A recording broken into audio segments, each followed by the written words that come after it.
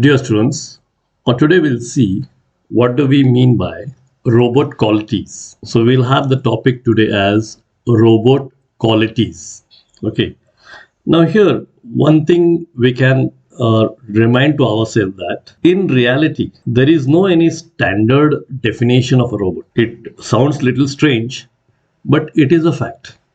There is no standard definition for a robot. A robot should have a certain basic few essential qualities which are required. So a robot always require a few basic qualities, and those are qualities we are going to see today. Now if you want to just name those qualities, then it can be a general sensing which will give you the information about the external environment or internal environment, whatever it is sensing, that is you're getting the information.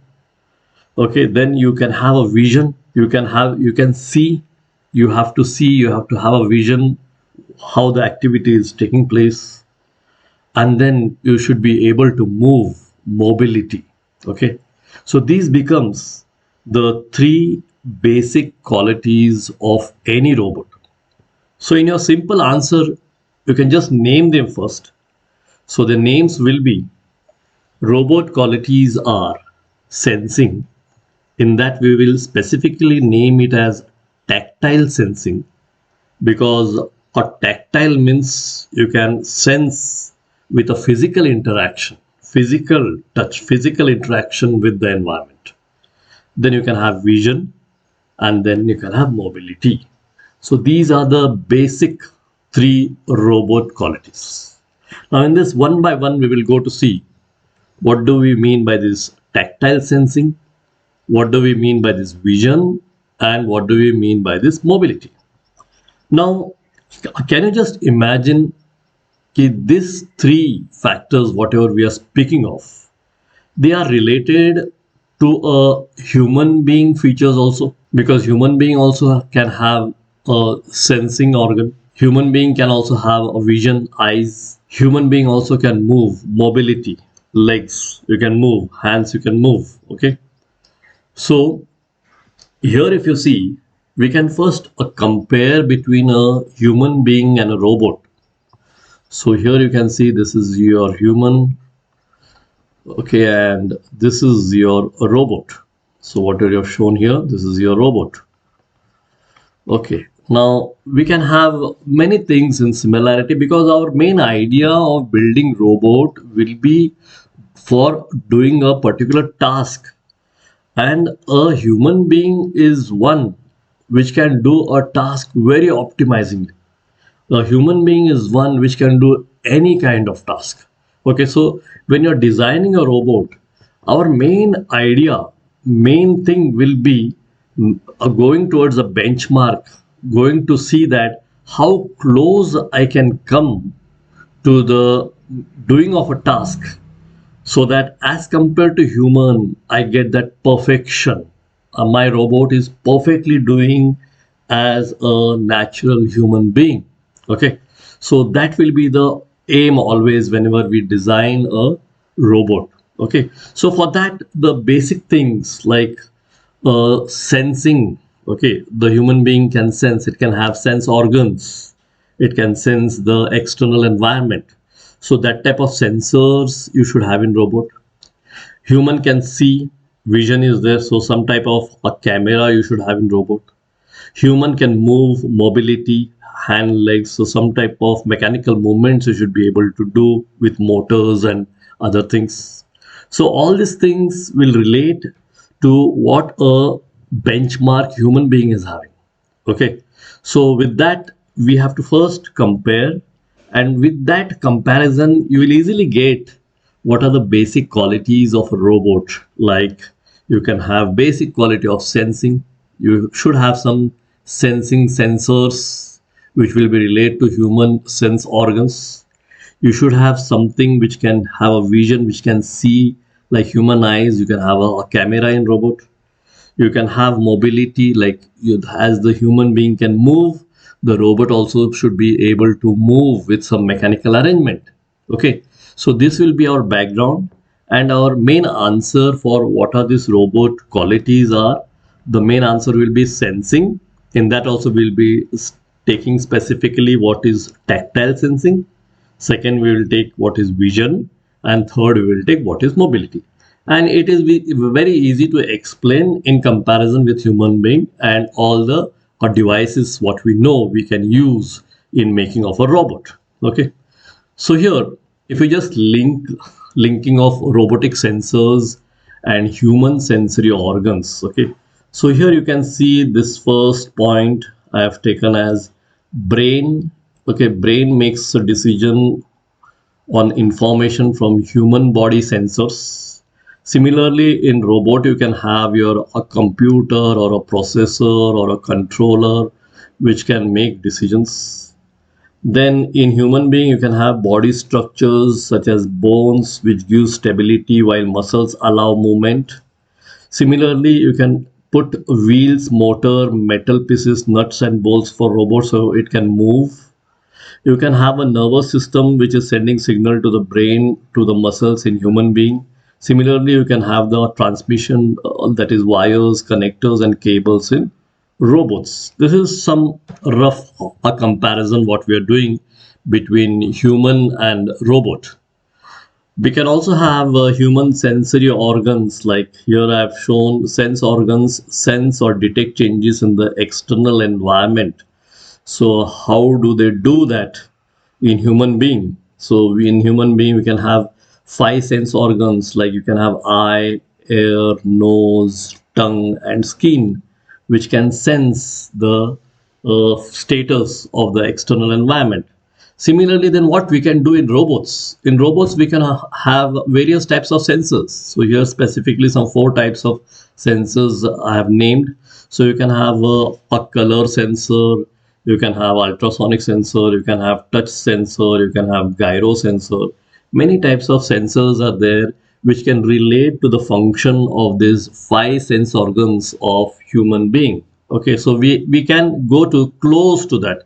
We cannot exactly produce at present, but in the near future we might be able to produce the same thing. Okay, then we'll go to see what do we mean by robotic sensor. Okay, so robot sensor, because it is our first quality of robot. What we said was sensor, and in that also we spoke about what is tactile sensor. Okay, because we want a physical touch with the environment. So if you see the definition of robot sensor, a robot interacts with its environment with the help of various sensors which measure physical quantities. Sensors work on the principle of transduction. We know that one form of energy is transformed to another form of energy. When energy is transferred from one type to another, a controller processes the sensed data to enable action from the robot. Sensors also monitor the condition of a robot. So it can give the information of the external world also.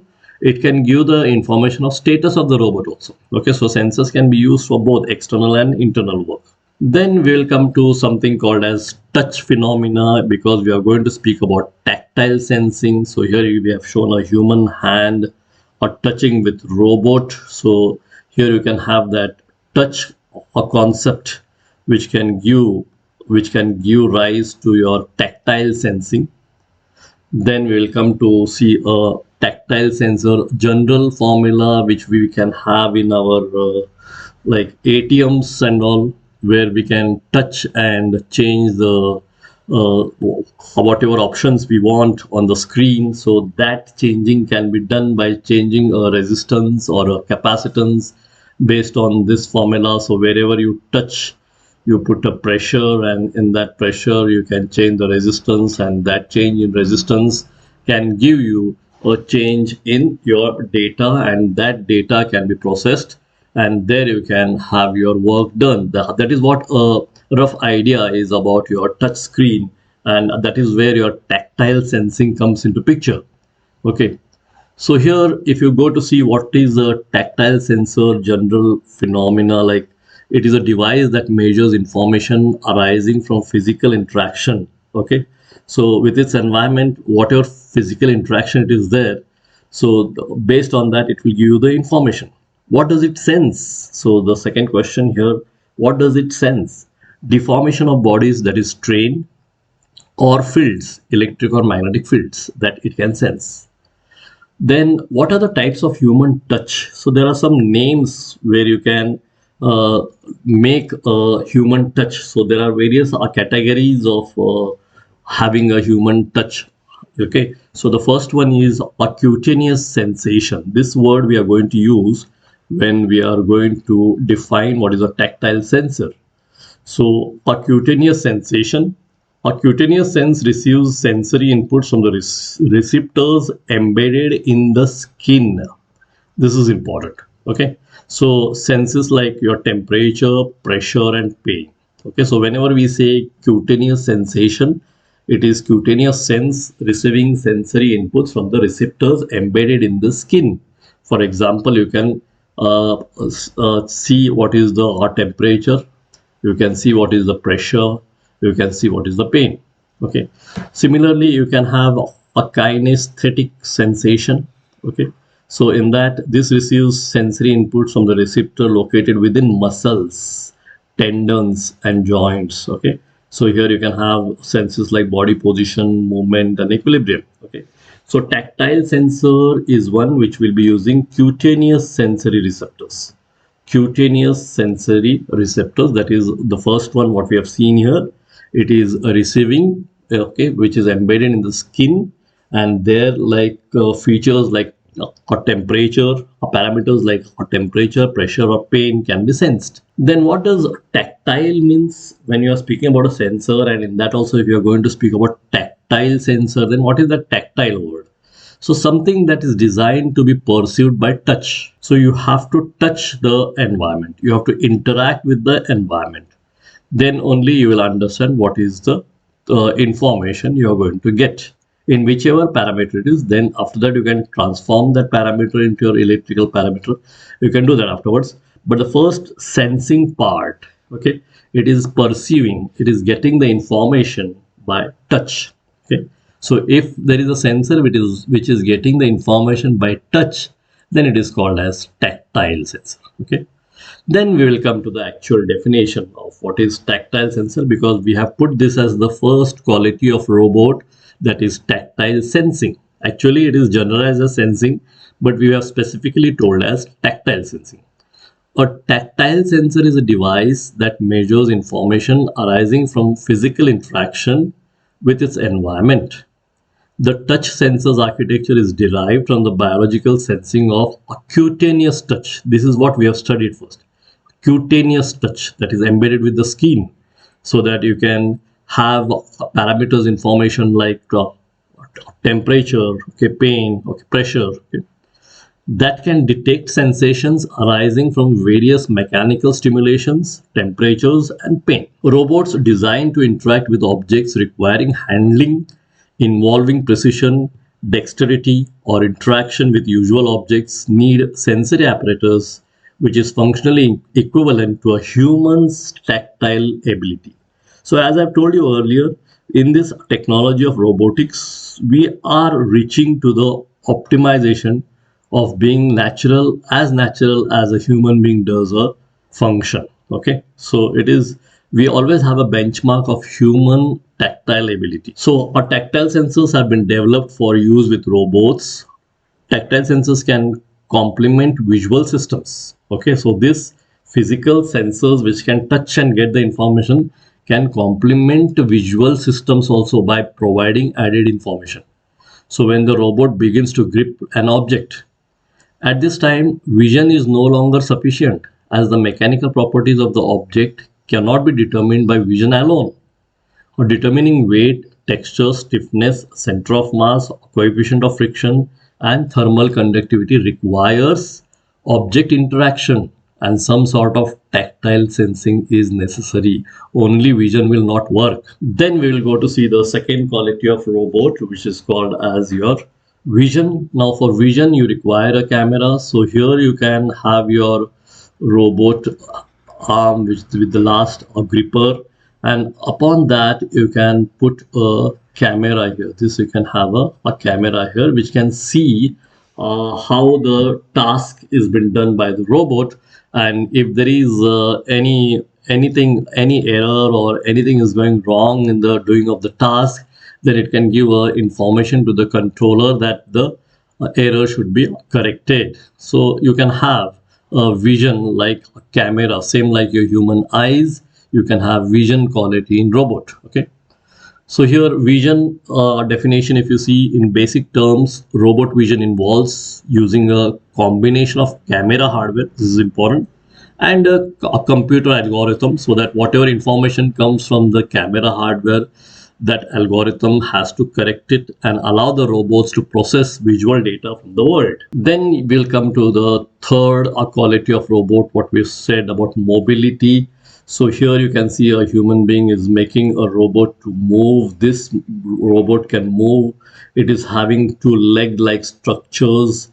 So we are making it to have a movement just like a human can do a particular task. So in that you can control the movement of the robot. Okay, so once the robot is moving, that moving feature will be called as mobility. So mobility robot. A mobile robot is a robot that is capable of moving in the surrounding locomotion. Mobile robotics is usually considered to be subfield of robotics and information engineering. A spying robot is an example of a mobile robot capable of movement in a given environment. Okay. So here mobile robots have the capability to move around. This is very important, to move around in their environment, and they are not fixed to one physical location. So they are not immobile, they are mobile. Okay. They are going to move around in their environment. Mobile robots can be autonomous, AMR, autonomous mobile robot, which means they are capable of navigating an uncontrolled environment. So you don't have any information about the environment, it is uncontrolled, but in that also these robots are capable of navigating without the need for physical or electromechanical guidance devices. Alternatively, mobile robots can rely on guidance devices also that allow them to travel a predefined navigation route in relatively controlled space. Okay. Thank you, students.